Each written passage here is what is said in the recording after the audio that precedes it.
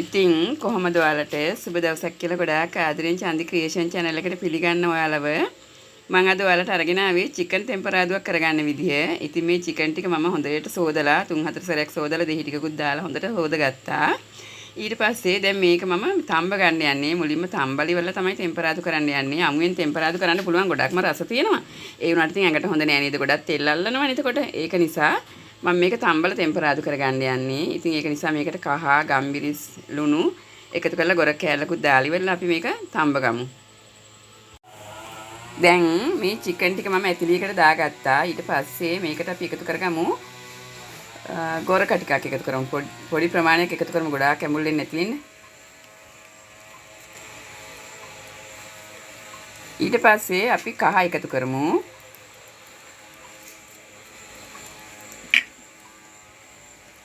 දැන් ලුණු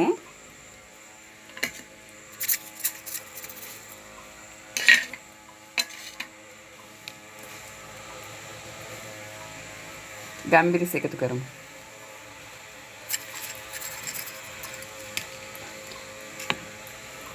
දැන් මේක හොඳට කවලම් කරගන්න. වතුර වැඩි එකතු කරන්න එපා. මේකේ තියෙන මේ අර මේකේ තියෙනවනේ මේ තෙත ගතිය දැන් මේකෙන් උනනවනේ. ඒ තෙත ගතියම තම්බ ගමු. එතකොට ගොඩක් රසයි මේක ටෙම්පරාදු කරන්න යන නිසා. නැත්නම් වතුරට තැම්බිලා අහක ගියන් පස්සේ ටෙම්පරාදු එච්චර රස වෙන්නේ නැහැ.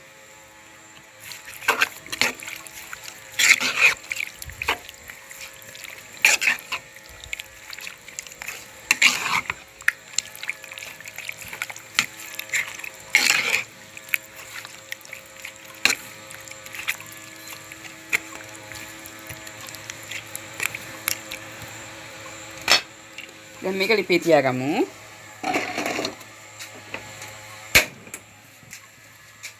දැන් ටික වෙලාවක් තම්බ ගමු මේක. හොඳට තැම්බුණෙන් පස්සේ අපි මේක ටෙම්පරාදු කරගමු. වතුර නොදා මේකෙන්ම දැන් උයනකොට නැත් වතුර නොදාම උයන්න ඕනේ. එතකොට මේකේ එන ඉස්මෙන්ම මේ තැම්බුනහම හරිම රසයි. අර මේ වතුර එකතු කරාට වැඩිය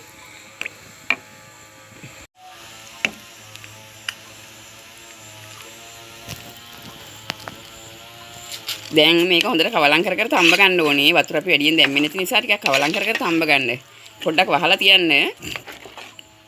වහලා තියලා පොඩ්ඩක් කවලම් කරන්න ඕනේ. අපි වතුර ගොඩක් දැම්මේ නැහැ නේ. උනට තම්බ ගන්නත් ඕනනේ. මේක තැම්බෙන්න ඕනනේ. ඒ නිසා පොඩ්ඩක් මේ හැන්දෙන් එහෙටම කවලම් කරන්න.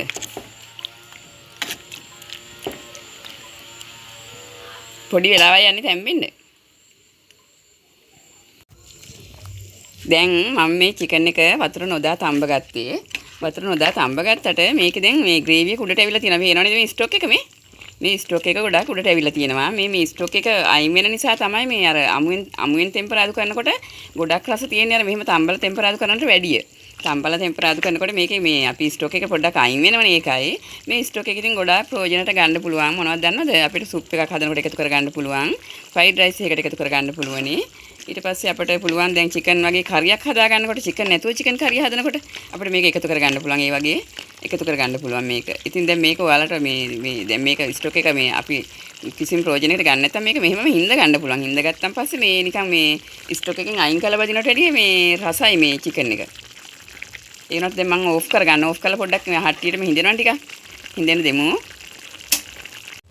දැන් මම තෙල් ටිකක් ලිපේ තිබ්බා. ඊට පස්සේ මම මේකට අබ ටිකක් එකතු කරනවා.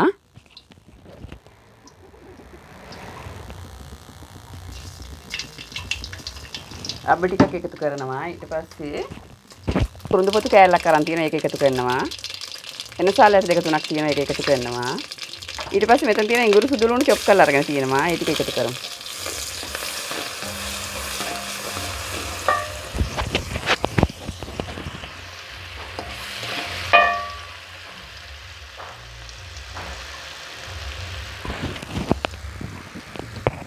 දැන් ඉඟුරු සුදු ලුණු ටික එකතු කරා. ඊට පස්සේ මේකට මේ කරපිංච ටික එකතු කරමු. රම්ප කෑලි ටික. දැන් අමු මිරිස් ටික එකතු කරමු. අමු මිරිස් ටික එකතු කරමු.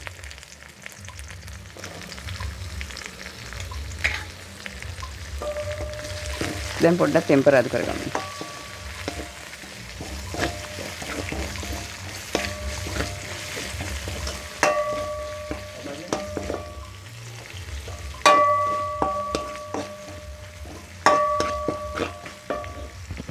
ඊට පස්සේ බීලුණු ටික එකතු කරගමු.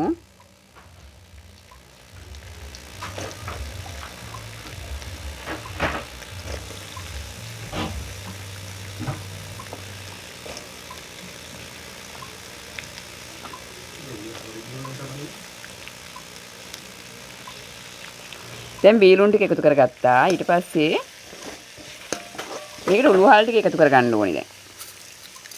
උළු වහල් 10ක් වගේ ගත්තා. ගොඩක් ගත්තේ නෑ මම.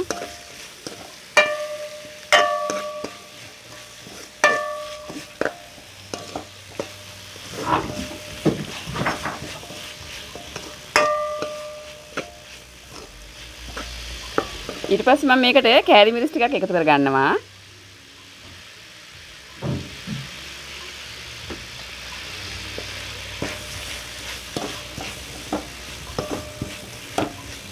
කෑලි මිරිස් ටික එකතු කරගෙන අපි චිකන් ටික එකතු කරගමු.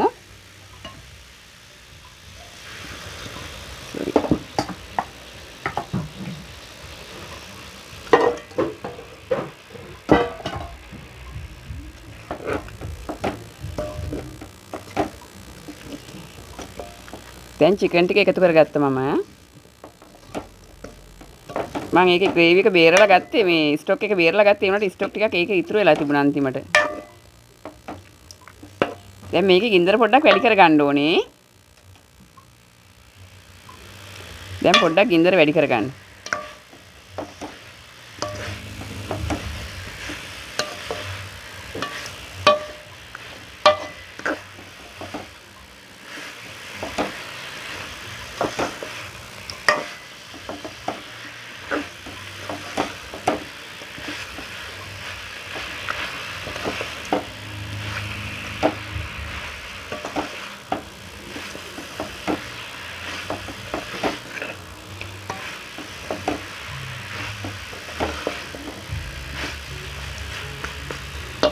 දැන් මේකට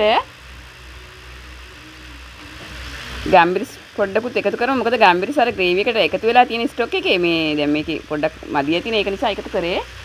ගොඩක්ම එකතු කරගන්නත් එපා. සැර බලන්න ඕනේ. අපි ගොඩක් එකතු කරානේ සම්බනකොට. ඒ නිසා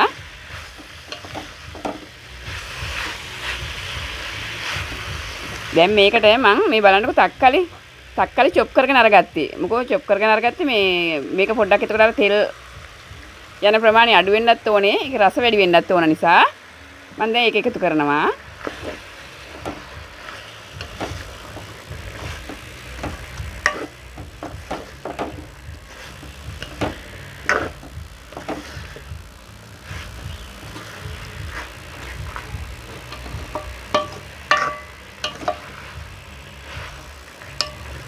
මේක ඔයාලට ඕන නම් අර ගැඹුරු තෙලේ බැදලා අරගන්නත් පුළුවන්. මම ගැඹුරු තෙලේ බැද්දේ නෑ. තෙල් ගොඩක් යන නිසා. තෙල් යනවා කියන්නේ ඉතින් ශරීරයට හොඳ නෑනේ ගොඩක්ම තෙල් වලින්ම නේද? ඒකයි නැත්තම් රසයි එහෙම. මෙහෙමත් ඉතින් ගොඩක් රසයි. ඒගොල්ලෝ හදලා නැද්ද දන්නේ නෑ. හදලා බලන්නකො කොහොමද කියලා. හරිම රසයි මෙහෙම.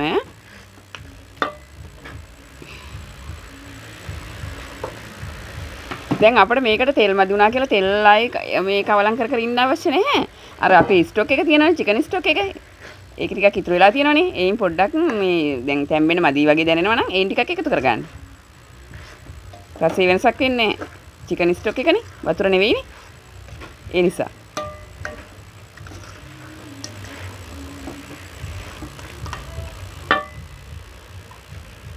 මේකට දැන් මම එකතු කරගන්නවා චිකන් curry powder ටිකක්. chicken curry. දැන් අපි එකතු කරේ කෑලි මිරිස්නේ. මේක එකතු කරාම ඉතින් හොඳ රසක් එනවා. බෙදුමට.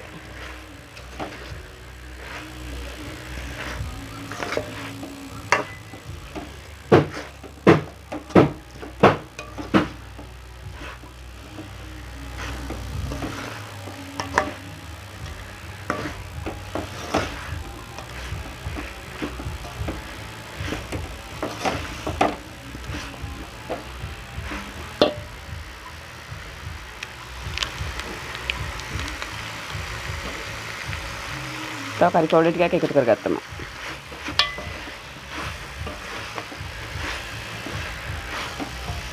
දැන් ඔයගොල්ලෝ මෙහෙම රස බලන්න ඕනේ. ඊට පස්සේ තැම්බුනන් පස්සේ රස බලලා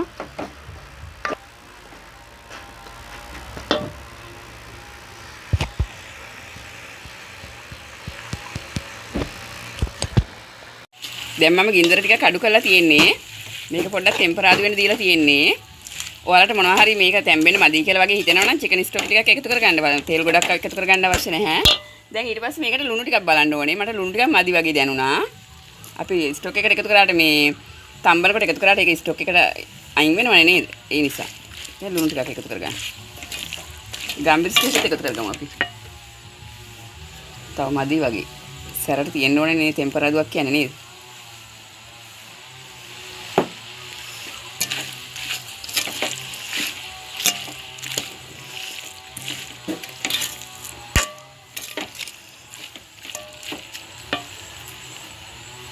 කෑලි මිරිස් පොඩ්ඩකුත් තව එකතු කරගමු.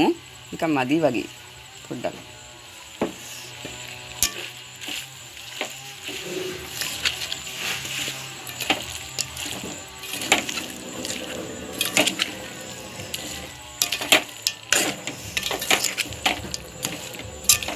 පේනවද දැන් චිකන් එක කොහොමද කියලා?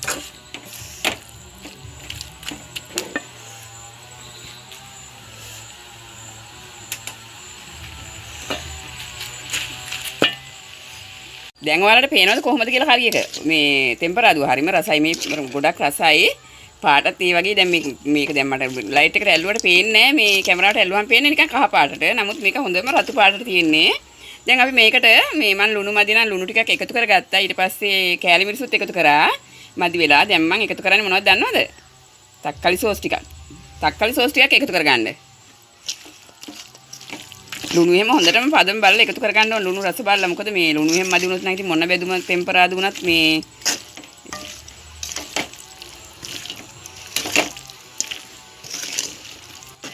තක්කාලි සෝස් ඉතින් ඔයාලට අවශ්‍ය නම් වැඩිපුර එකතු කරගන්නත් පුළුවනි මේක දැන් නිකන් මේ වලට පේන්නේ නැහැ නේ මට මේක කරු වලට පේන්නේ නැහැ වගේ දැන් මේ හරිම රසයි දැන් ඉතින් මම ලිපෙන් බා ගන්නවා ලුණු ගම්බිරිස් ඔක්කොම බලන්න කෑලි මිරිස් මදි නම් එකතු කරගන්න හරිම රසයි ඔයාලට චිකන් ස්ටොක් එහෙම එකතු කරගන්න අවශ්‍ය නම් එකතු කරගන්න මේ කරි එක පොඩ්ඩක් මේ ඉස්ම තියෙන්න ඕන නම් තෙත ගතිය තියෙන්න ඕන නම් අපි නම් ඉතින් මෙහෙම තමයි බාගන්නේ ඉතින් මේ තමයි මම හදාගත්තු චිකන් රෙසිපි එක. ඉතින් මේක හරියම රසයි. ඉතින් කියලා වැඩක් නැහැ. ඔයගොල්ලෝ හදලා බලන්නකෝ කොහොමද කියලා.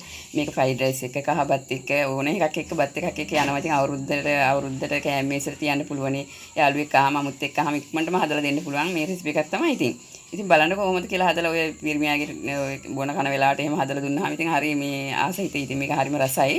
ඒ නිසා ඉතින් බලන්නකෝ හදලා කොහොමද කියලා. ඉතින් හදලා බලලා හොඳයි කියලා දැනෙනවා නම් මගේ channel එකට like එකක් දාලා subscribe කරලා bell icon එක click කරන්න අමතක කරන්න එපා. ඉතින් මේ වගේ රසම රෙසිපි එකක් අරන් ඔයගොල්ලෝමට ආයෙත් එන බලාපොරොත්තු වෙන මම අදට නවතින්නම්. ඉතින් ඔයාලා සියලුම දෙනාට සුබ අනාගතයක් කියලා ප්‍රාර්ථනා කරනවා. බොහොම ස්තුතියි channel එක නරඹපු සියලුම දෙනාට.